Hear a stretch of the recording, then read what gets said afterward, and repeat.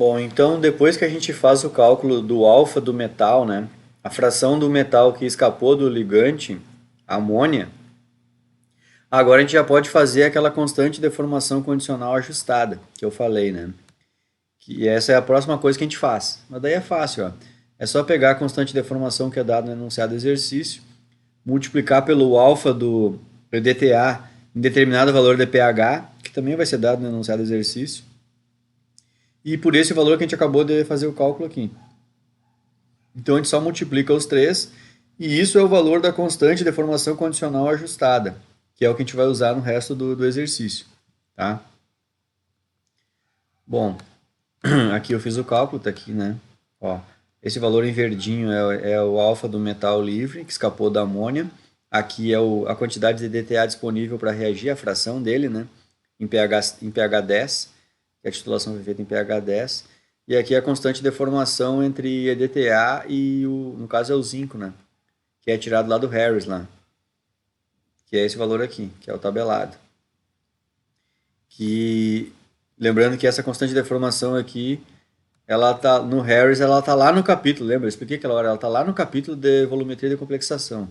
Não tá aqui no final, vocês não vão achar o ligante EDTA aqui, tá? Ele resolveu botar lá. Eu achei ruim, porque toda hora tem que achar aquele capítulo lá, né? Bom, deixa eu seguir aqui então, seguindo o cálculo, né?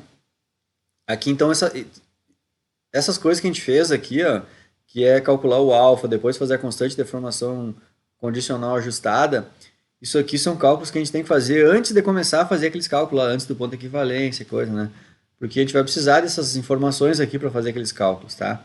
Então a gente inicia fazendo essas coisas aqui, sempre, né? E aí depois a gente começa o cálculo, ó, na região antes do ponto de equivalência. Como é que é o cálculo? Aí então ele é bem parecido, só vai entrar um detalhe novo, tá? Bem parecido com o que a gente já fez antes. É o seguinte, antes do ponto de equivalência, vamos escrever a reação que está acontecendo, né? É o EDTA, nessa espécie aqui, né? Reagindo com o analito, que é o metal, formando o complexo, o EDTA com o zinco. O volume que eu chutei de adição de EDTA, eu chutei 20 ml, né? Para chegar no ponto de equivalência, o volume era 50, então a fração total do analito, que é a fração 1, ela é 50 de 50. Se eu joguei 20 ml de titulante, eu estou jogando 20 de uma quantidade que deveria ser 50. Todo EDTA que eu joguei, ele reage com o metal e forma o complexo.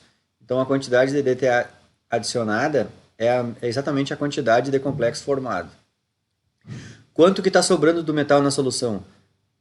Tem o que está sobrando que tinha, menos o que foi jogado de EDTA. Então é 50 menos 20, é essa fração aqui. Só que aí tem que lembrar que essa aqui é só a fração. Para saber a concentração do metal, tem que multiplicar pela concentração dele, que foi dado no enunciado do exercício. Só que daí também tem que lembrar que essa concentração que foi dada no enunciado do exercício é quando o volume da amostra era 50 ml, que é o que estava no Erlenmeyer, né? Só que agora já caiu 20 da bureta, então lá no Erlenmeyer tem 70 ml. Então a gente considera a diluição, faz aquele cálculozinho, que eu já estou careca de explicar isso aí, né? Faz o cálculozinho da diluição e aí está aqui a resposta. Essa concentração aqui, pessoal, vamos interpretar o que, que ela é, né? Essa concentração aí, ela... Deixa eu aqui. Essa concentração aqui, ela é a concentração do metal, do zinco, tá? Que não reagiu com o EDTA, que está sobrando. Só que aí tem um detalhe. Essa concentração aqui, digamos que é o zinco que escapou do EDTA, porque não tem mais EDTA. Só que tem que lembrar que lá no Erlenmeyer está cheio de amônia. E aí então para a gente descobrir, quando a gente faz aquele cálculo esse aqui, ó, o alfa zinco, que é a fração de zinco que escapou da amônia, é para isso. Que é para sempre a gente conseguir descobrir quanto então do analito consegue escapar da amônia. Então no momento que eu sei a concentração do analito que está na solução, que é o zinco 2+, né? E eu quero descobrir quanto dele escapou da amônia, é só pegar o valor de concentração, que é o 4,3, e multiplicar por esse alfa que a gente fez antes. Então é por isso que o cara fica calculando o alfa, porque daí depois fica muito fácil. Cada vez que eu quero descobrir quanto do zinco consegue escapar da amônia, escapar que eu digo é não formar complexo, né? Usa uma expressão meio estranha. É não formar complexo com amônia, é só usar a concentração que a gente sabe que tem de zinco ali na solução, que não complexou com o EDTA, e aí multiplicar pelo alfa. E aí assim eu vou conseguir descobrir então quanto do zinco livre está na solução. E o zinco livre é aquele zinco livre que não formou complexo com o EDTA e também não formou complexo com amônio. É claro que nós estamos falando de uma quantidade bem pequena. Se imaginar que esse número aqui, 7,7 vezes 10 na menos 9, isso aqui é 0, e tu vai botar 8 zero depois da vírgula aqui, né? Então é uma miserinha de nada, mas é isso aí, tá? E aqui abaixo, então, depois que a gente fez o cálculo da quantidade de metal que escapou da EDTA, escapou da amônia, é só fazer menos log desse valor e é esse valor que vai para o gráfico, né? Que é o menos log da concentração do metal livre, certo? Aqui, no ponto de equivalência, como é que a gente vai fazer o cálculo? Então, aquele cálculo era antes, né? Agora é no ponto de equivalência. No ponto de equivalência, a gente jogou a exata, começa igual o cálculo, a gente jogou a exata quantidade necessária de DTA para reagir com todo o analito. Então, a gente vai ter essa situação aqui, ó. Eu joguei 50 ml de DTA, D50 que tinha que ser, todo DTA reage com o analito, tudo forma complexo, teoricamente não tem nada de analito. Só que a gente sabe que no nosso cálculo aqui nós vamos em busca do nada aqui, né? É descobrir quanto que é essa miserinha aqui, o cara até botou um tracinho. Bom, então, para isso, para descobrir essa miserinha aqui, nós temos que considerar que o que tem ali na solução é o complexo.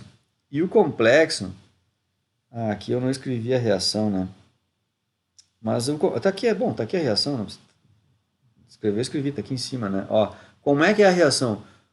O metal reagiu com o ligante e formou complexo. Só que a gente tem que pensar que isso aqui tem uma constante de equilíbrio que é extremamente deslocada pela DK. Mas isso não quer dizer que esses dois aqui fiquem zerados. Então, ou seja, não quer dizer que esse traço aqui quer dizer zero. Na real, botaram esse traço porque era um número muito pequeno, certo? Não porque era zero. Então, para mim, se eu sei a concentração desse e sei a constante de equilíbrio, é bem tranquilo descobrir quanto que tem deles, né? Então, é isso que eu tenho que fazer. Só que primeiro, então, eu tenho que descobrir, na real, quanto que está Antes disso, eu tenho que descobrir quanto que está a concentração desse complexo diluída. Porque essa fração aqui, 50 de 50, que é 1, né? Na verdade, vai dar a concentração do zinco, né? Se eu fizer 50 de 50, isso é 1. Se eu fizer essa fração vezes a concentração do zinco, que é a concentração inicial, e isso é a concentração inicial, e que estava em 50 ml, mas que concentração que está agora quando esse negócio já está em 100 ml? Na real, dobrando o volume, diminui a metade da concentração, né? Então aqui vai diminuir pela metade a concentração, tá? Vai ficar 5 vezes 10 na menos 4, tá? Essa concentração aqui que a gente fez o cálculo é a concentração do complexo em 100 ml. E aí eu vou fazer isso aqui, ó. Se eu sei a quantidade, se eu sei a concentração do complexo, quanto do complexo consegue se dissociar em ficar metal e EDTA, entendeu? E aí então é isso, ó. É aquele cálculo que a gente sempre faz. A gente não sabe quanto dele vai se dissociar, por isso a gente chama de x. Como são proporcionais, os dois ficam x e x. E quanto que ainda vai sobrar do complexo? É o que tem no início menos o que se dissociar nos outros, né? E é claro, a gente sabe que essa constante de deformação, essa constante de equilíbrio é grande, bem deslocada para a direita, então vai ser uma miserinha de nada que vai ser o valor de x, né? Mas existe o valor de x, né? Então a gente vai fazer esse cálculo aí. A gente diz, ó, que a constante de deformação condicional ajustada, aquela lá que deu 2,05 vezes 10 na 11, ela é igual à concentração do complexo dividido pelos reagentes que formaram ele, metal e o ligante. Esses dois aqui a gente chamou de x, então fica x ao quadrado, e aqui fica a concentração do complexo, considerando a diluição, menos o x. Aqui dá uma equaçãozinha bem simples, né? Isso aqui passar para cá multiplicando x ao quadrado, vai dar uma Bhaskar-zinha não pequena, assim, rapidão, a gente resolve.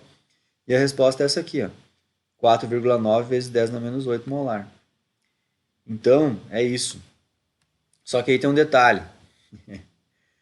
Essa concentração aqui é a concentração do zinco que, como é que diz? Eu gosto dessa expressão, eu gosto dela. Escapou do DTA, entendeu? por mais que o EDTA seja um ligante forte, o equilíbrio é bem deslocado para o lado de cá, um pouquinho de nada, que é esse tracinho aqui, ó, essa concentração que nós acabamos de achar aqui é o valor numérico desse tracinho aqui, ó, tá? 4,9 vezes 10 na menos 8. Só que aí tem um detalhe, esse zinco aqui que conseguiu escapar do EDTA, adivinhem, ele está num líquido cheio de amônia. E aí então nós temos que descobrir quanto disso vai conseguir escapar de amônia. Aí vai diminuir ainda, né?